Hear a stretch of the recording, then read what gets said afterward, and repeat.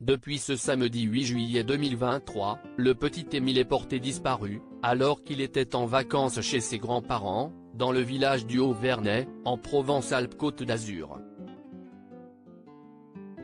Le garçonnet aurait échappé à leur vigilance pendant qu'ils étaient en train de charger leur véhicule avant de partir tous ensemble en excursion, quand ils ont voulu prendre Émile pour l'emmener, un quart d'heure après l'avoir réveillé de sa sieste, ils ont remarqué qu'il n'était plus là, a rapporté François Balic, le maire de la commune.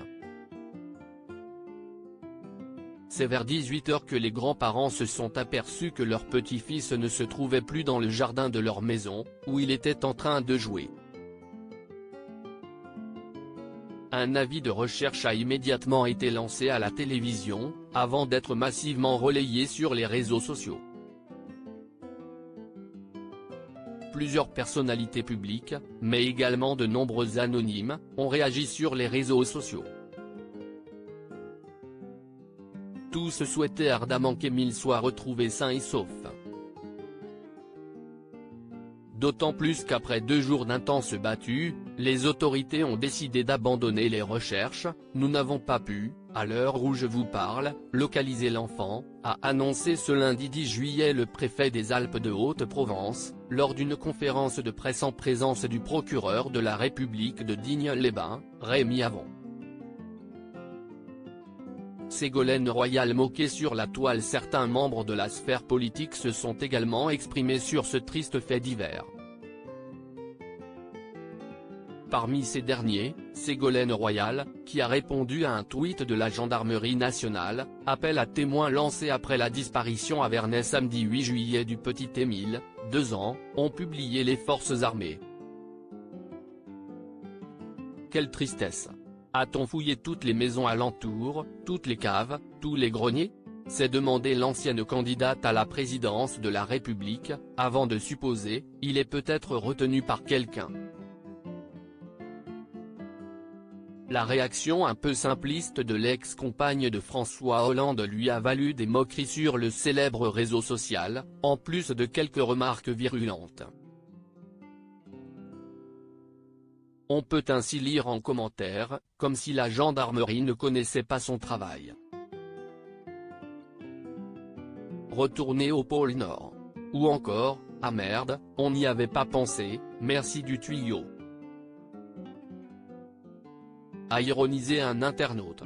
Un autre a écrit, plutôt acerbe, bonne idée ça, ils en profiteront peut-être pour retrouver votre dignité. Ségolène Royal @docteur. Certains d'entre eux en ont profité pour attaquer Ségolène Royal sur ses choix professionnels. Ils ont notamment évoqué son futur poste de chroniqueuse dans l'émission Touche pas à mon poste, sur C8. Des témoignages qui laissent perplexes. De nombreux internautes se sont indignés sur la toile, lorsqu'il a été révélé que 2 personnes ont affirmé avoir aperçu Émile, seul, déambuler dans les rues du hameau. Seulement, la situation ne leur a pas paru inhabituelle et ils n'ont pas jugé nécessaire d'intercepter le blondinet, vêtu d'un haut jaune et d'un short blanc. D'après François Balic, les témoins ne se sont pas inquiétés parce que les enfants circulent librement dans le village, des gens l'ont vu passer à l'horaire qui correspond au moment où il a échappé à la vigilance des grands-parents. Il n'y a pas de portail. Les enfants sont libres dans les villages, il n'y a pas de danger. Si est un village tranquille. Il y a juste des touristes qui viennent faire de la marche. A déclaré le maire du Haut-Vernay auprès de France Info. Une version confirmée par le procureur de la République lors d'une nouvelle conférence de presse.